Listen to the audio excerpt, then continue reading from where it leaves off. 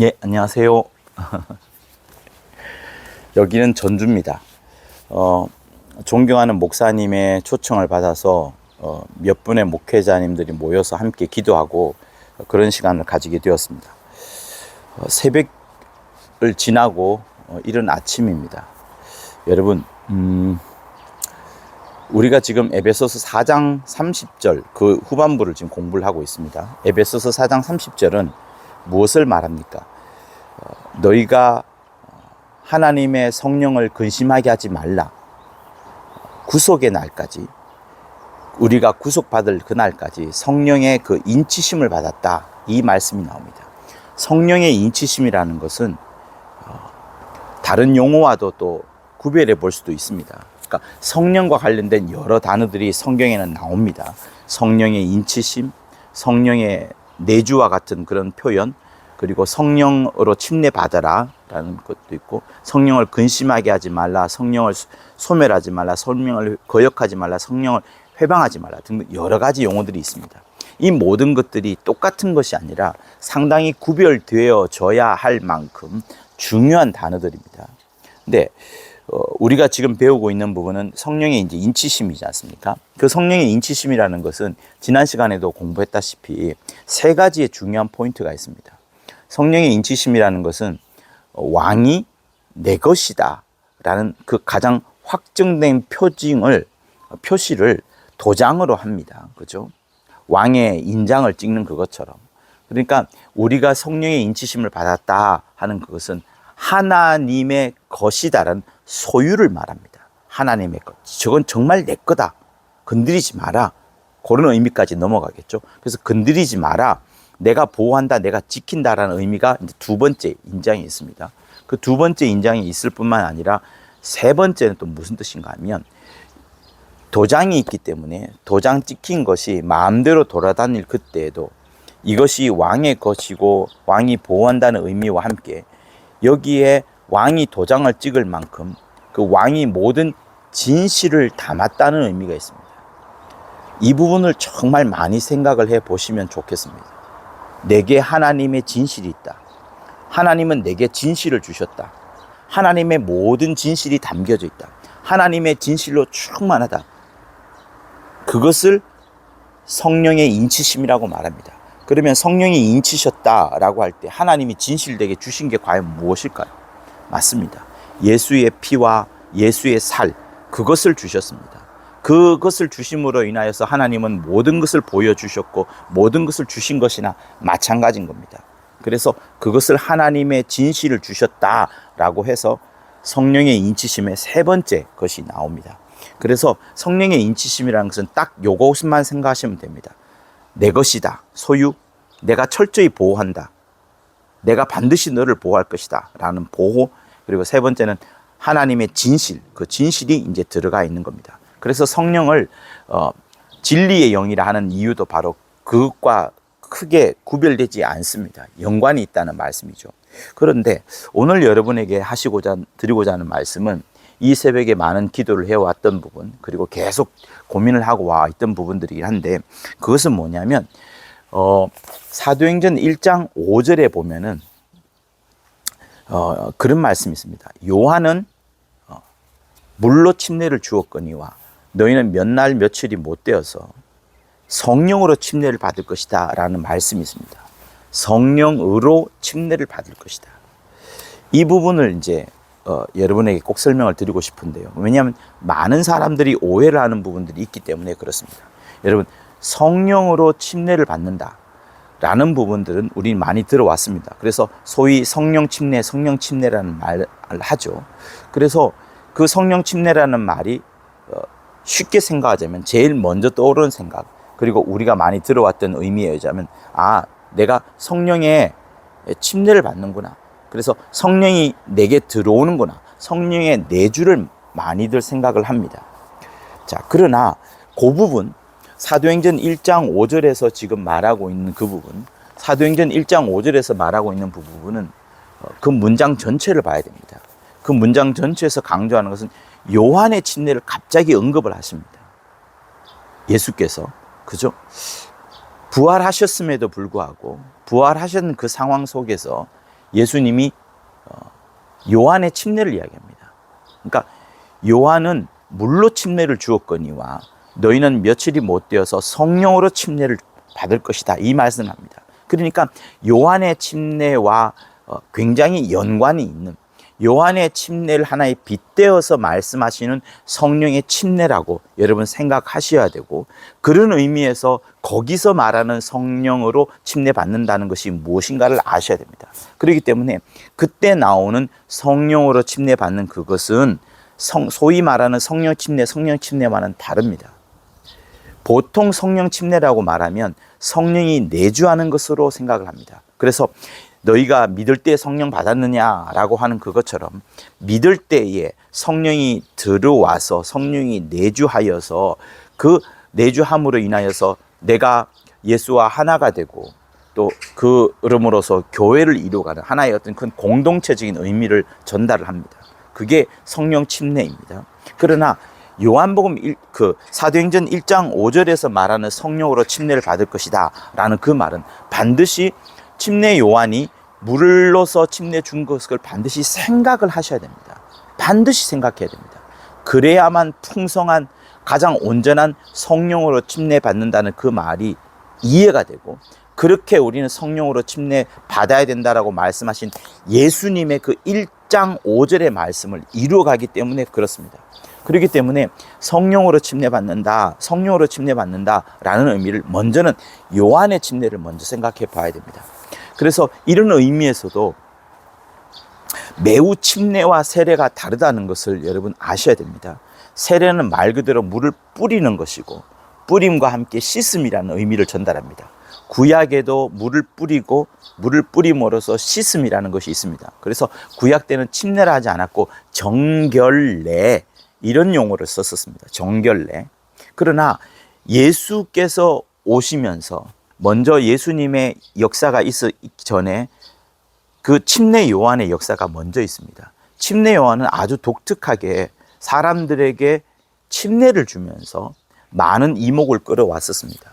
근데 그 사도 요한은 구약에 나오는 어떤 정결례처럼 물을 뿌리는 그 방법이 아니고요. 물을 뿌리는 방법이 아니고 물속에 들어갔다 나오는 방법을 말했습니다. 다시 말하면 침례를 말했습니다. 그러니까 구약 때 정결례가 있긴 합니다. 그래서 제사장이 자기 몸을 깨끗하게 씻기 위하여, 하나님 앞에 나아가기 위하여, 그리고 여인들이 어떤 부정한 달에, 그 부정한 달에 자기를 씻기 위하여 등등 어떤 그 자기를 깨끗하게 하는 차원에서 물속에 들어갔다 나오는 것이 있습니다.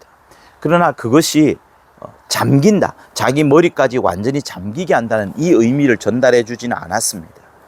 깨끗하게 씻긴다는 의미, 그리고 깨끗하게 씻긴다는 그 의미가 물속에 들어가기 전에는 먼저는 물로 뿌리는 것이 먼저 있습니다. 그러니까 구약 성경에는 물로 뿌리는 것이 나와요. 물로 뿌리면서 정결케 하는 것이 나오는데, 제2성전 문헌기라고 하죠. 그러니까 제2성전이 세워지고 난 이후부터는 풀장을 만듭니다.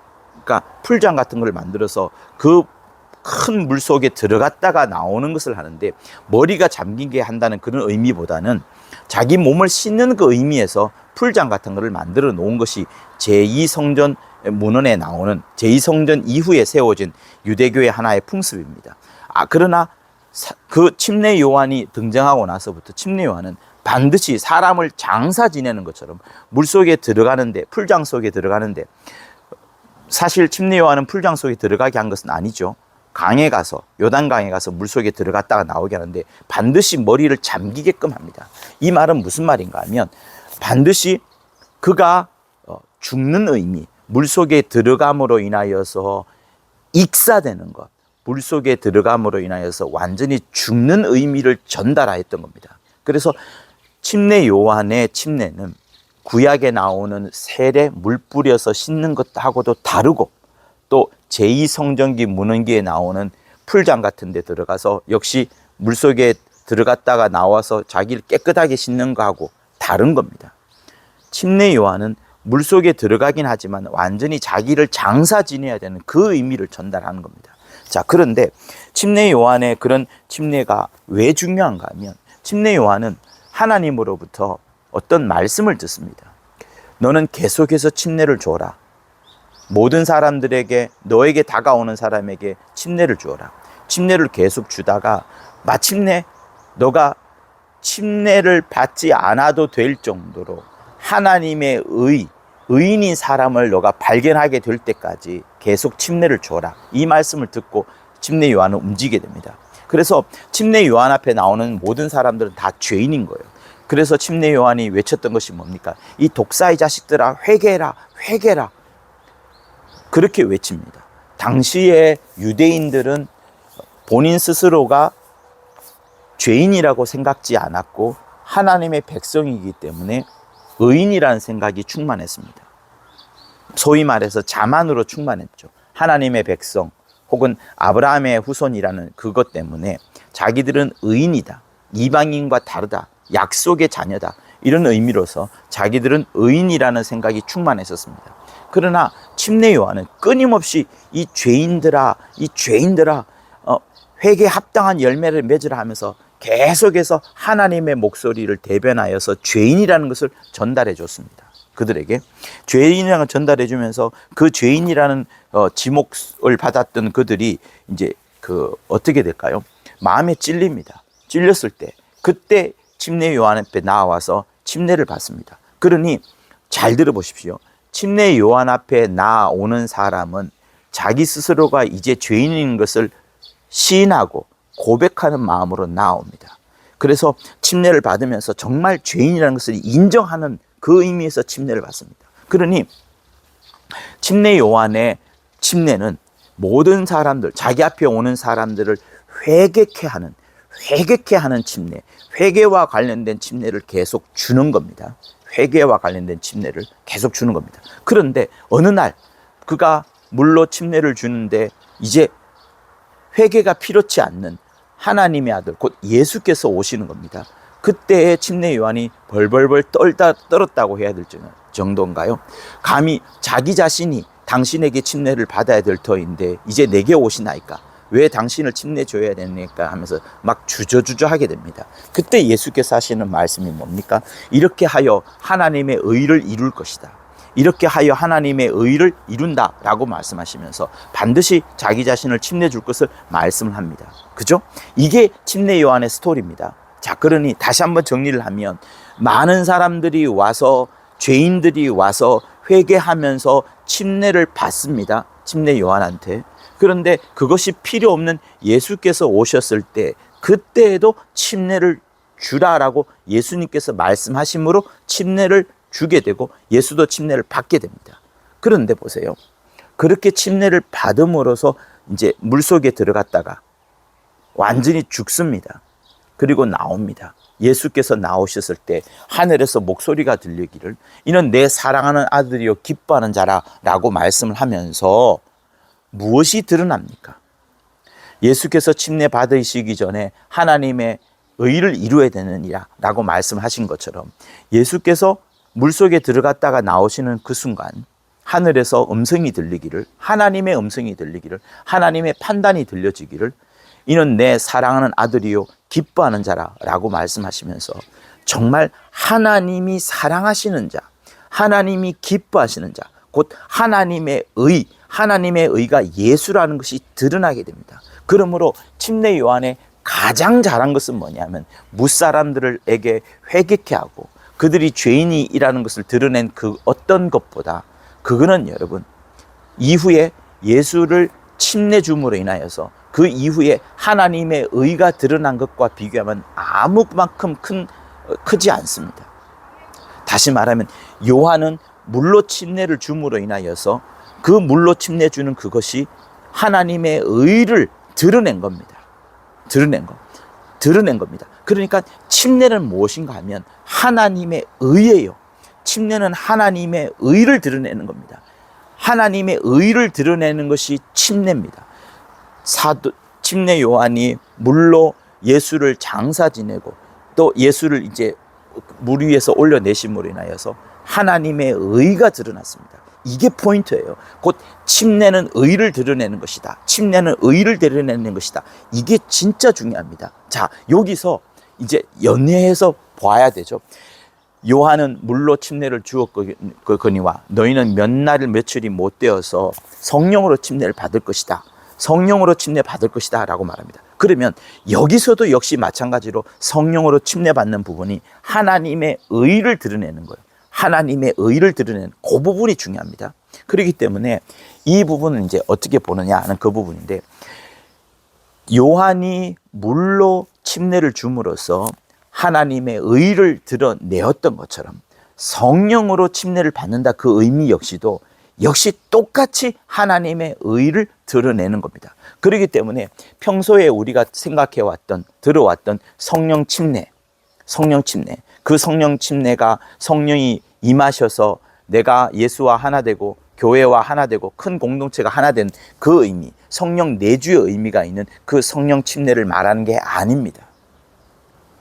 사도행전 1장 5절에 나오는 그 부분, 너희가 몇 날 며칠이 못 되어서 성령으로 침례를 받을 것이다 하는 그거는 그 의미를 말하는 게 아니라, 그런 성령이 내주하고 어떤 하나가 되는 그 부분을 말하는 게 아니라 하나님의 의를 드러내는 그 성령 침례를 말씀하는 겁니다. 다시 말하면, 자, 이제부터 볼게요. 성령이 내게 임합니다. 성령이 내게 임하고였을 때 내가 나를 통하여서 이제 성령의 충만함이 나타날 것이고, 그 성령이 충만했을 때 결국 뭐가 돼야 된다고요? 침례 역시 뭐라고요? 의를 드러내는 거예요. 의를 드러내는 것이라 한 것처럼 성령이 내게 임하고 성령의 내가 충만함을 받아서 이제 똑같이 그 침례 요한이 침례를 통하여서 저는 하나님의 아들, 기뻐하는 자요 내 사랑하는 아들이라 라고 말씀하시는 것처럼, 내가 성령의 침례를 받은 다음에 내 안에서 무엇이 나타나였냐, 이 성령의 침례 받음으로 인하여서 내게서 무엇이 나타나냐, 하나님의 의가 나타나야 되는데, 그 하나님의 의가 어떻게 나타나냐면 똑같습니다. 나를 통하여서 이제 내가 예수를 증거하는데, 내가 어디를 가든지 곳곳 어떤 곳을 가든지 내 입에서 나의 삶을 통하여서 주는 그리스도이시요 살아계신 하나님의 아들이니다, 이 정도가 아니라 이것과 함께 정말 그 물속에서 올라오셨을 때, 예수께서 물속에서 올라오셨을 때 하늘에서 내 사랑하는 아들이요 기뻐하는 자라 했던 것처럼, 나의 삶 속에서, 나의 입술 속에서 정말 예수가 하나님의 기뻐하는 아들이요, 하나님의 사랑받은 아들이요 하는 그 하나님의 의가 드러나야 된다는 것을 말씀하는 겁니다. 그러니 성령 침례 받은 자가 하나님의 의가 드러나지 아니하면, 성령 침례 받은 자가 하나님의 의가 드러나지 아니하면 그는 성령 침례 받지 않은 것이 되는 겁니다. 혹은 성령 침례 받았다는 그 의미를 제대로 모르는 것을 말하는 겁니다. 그러므로 여러분, 예수께서 부활 승천하기 전에 사도행전 1장 5절에서 너희가 성령 침례를 받아라 하는 그것은 단지 성령의 내주함을 받아라 이 정도를 말하는 것이 아니라 정말 물속에 들어갔다가, 그러니 여러분 처음부터 다시 보면 이렇습니다. 성령으로 침례 받는 거예요. 다시 말하면 앞부분에 어떻습니까? 요한이 물로 침례를 받습니다. 물로 침례 받는다는 것은 물속에 들어갔다가 익사되는 거, 장사되는 거, 완전히 자기가 소멸되는 것을 말합니다. 그러니 그것과 똑같습니다. 성령 침례 역시도 자기가 익사되는 거예요. 자기가 죽는 겁니다. 자기가 사라지는 겁니다. 자기의 의, 자기와 관련된 모든 것들은 사라져야 됩니다. 어느 정도까지? 내가 완전히 죽을 때까지. 그리고 죽은 다음에 이제 등장하는 것이 있습니다. 물속에 들어갔다 나왔을 때 내 사랑하는 아들이여 기뻐하는 자라라고 하신 그것처럼, 우리의 삶이 성령으로 완전히 침례되었을 때 내 의가 죽어지고, 내가 죽어지고, 세상과 연계되어 있던 모든 내 자아, 내 옛사람 이런 것들도 죽어지고, 내 육체도 진짜 죽는 것이고, 그러니 성령으로 침례된다는 것은 물로 침례되었을 때 완전히 내가 죽고 장사되는 그것처럼 그것과 다르지 않습니다. 우선은 내가 성령으로 침례되었을 때 내가 완전히 익사되는 겁니다. 죽는 겁니다. 죽는 겁니다. 없어지는 겁니다. 내가 조금 더 등장하지 않는 겁니다. 그렇게 내가 완전히 죽고 이제 성령의 침례를 받은 다음에 나와서는 어떻게 됩니까? 역시 요한의 침례처럼 내 입에서 주는 그리스도시요 살아계신 하나님의 아들이니다와 함께 이는 내 사랑한 아들이요 기뻐하는 자라 하신 것처럼 예수의 의, 진짜 하나님의 의가 계속 드러나야 되는 그것을 말씀하는 겁니다. 그게 뭐냐? 성령으로 침례를 받는 그것을 말하는 겁니다. 그래서 여러분, 우리의 인생이 정말 성령으로 침례받은 자라면 반드시 드러나야 되는 것이 있습니다. 내 입술에서, 내 삶에서 그는 내 사랑하는 아들이요 기뻐하는 자라 하신 것처럼 하나님의 의가 드러나야 되는 겁니다. 하나님의 의가 드러나야 됩니다. 그래서 성령으로 침례받는다는 것은 역시 하나님의 의가 드러나는 것, 물로 침례받은 것 역시도 하나님의 의가 드러나는 것. 그러니 이 하나님의 의가 드러나는 그때에 도무지 내가 있을 수 있습니까? 내가 있을 수 전혀 없는 거예요. 전혀 없어지는 것이 성령으로 침례를 받는 것을 말하는 겁니다. 그러므로 침례가 굉장한 의미가 있습니다. 자기의 의가 완전히 사라지고 하나님의 의로만 충만해지는 그 부분을 말씀을 하는 겁니다. 그러므로 여러분, 우리가 에베소서 4장 30절을 보면서 하나님의 의가 그 부분에는 아직 설명되어 있지 않습니다. 그죠? 너희가 구속의 날까지 성령의 인치심을 받았다. 성령을 근심하게 하지 말라라고 하면서 그 앞뒤 부분에는 하나님의 의라기보다는 우리가 성령의 인치심을 받았음에도 불구하고 여전히 그 수많은 악독과 거짓말들과 분냄 이런 것들이 나타나고 있으니 성령의 인치심을 받은 너희들이 어떻게 해야 되느냐라는 그 정도가 나와 있습니다. 그러나 그 성령의 인치심과 다르게 성령으로 침례를 받은 자라면 가장 원초적으로 예수님께서 하신 말씀, 성령으로 침례를 받은 너희라면 어떻게 해야 되냐? 하나님의 의가 드러나야 된다라는 부분을 말씀하는 겁니다. 그래서 이 설교 정말 중요합니다. 다시 한번 하나님의 의가 무엇인지를 확인할 수 있는 중요한 기회가 되는 그런 중요한 설교이기 때문에 그렇습니다. 그러므로 여러분 속에 정말 요한이 물로 침례 주었을 때에 모든 유대인들이 죄인이라는 고백을 하고 물로 침례를 받음으로써 자기의 죄인 된 것을 다 장사 지냈고, 이제 예수께서 오셨을 때 예수께서 물로 침례를 받음으로 인하여서 이제 다윗의 자손, 마리아의 아들, 요셉의 아들, 다윗의 왕가의 후손, 이런 것들은 다 장사 지내고 다 끝내버리고 이제 하나님의 의로서 이런 내 사랑하는 아들이여 기뻐하는 자라는 것처럼 하나님의 의가 드러났습니다. 그러므로 침례는 반드시 의가 드러나는 겁니다. 그러므로 침례 의미는 적지 않습니다.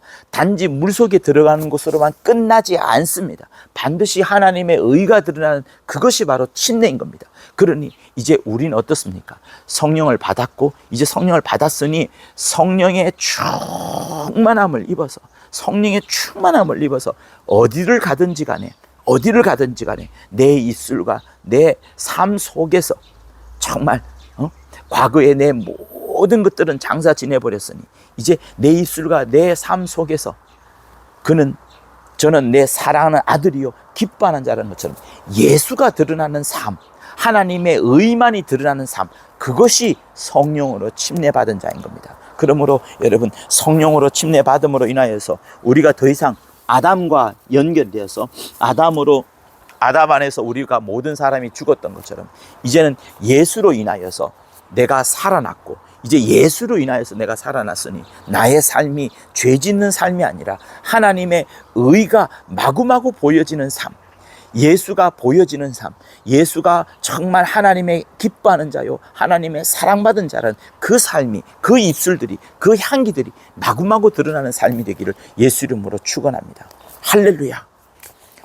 하나님 아버지, 성령의 인치심을 받은 우리가 이제 하나님의 소유요 하나님의 보호받는 자요 하나님의 모든 진실이 있는 자이오니 아버지요, 여기서 더 나아가서 우리 모두 성령 충만함을 받게 하여 주옵시며, 그리하여 내가 어디를 가든지 간에 하나님의 의를 드러내는 자 될 수 있도록 인도하여 주옵소서. 곧 성령으로 침례를 받은 자로서 나의 입술과 나의 삶 속에서 예수가 하나님의 아들이시요 예수가 무죄한 자요 예수가 그리스도요 이 사실들을 마구마구 전달하는 귀한 성령 충만한 자, 성령으로 침례받은 자가 될 수 있도록 역사하여 주시옵소서.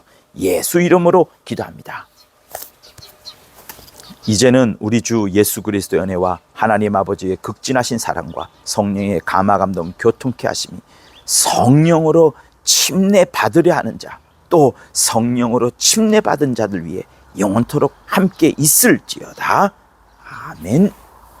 고맙습니다.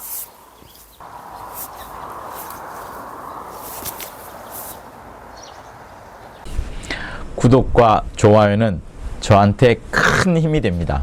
고맙습니다.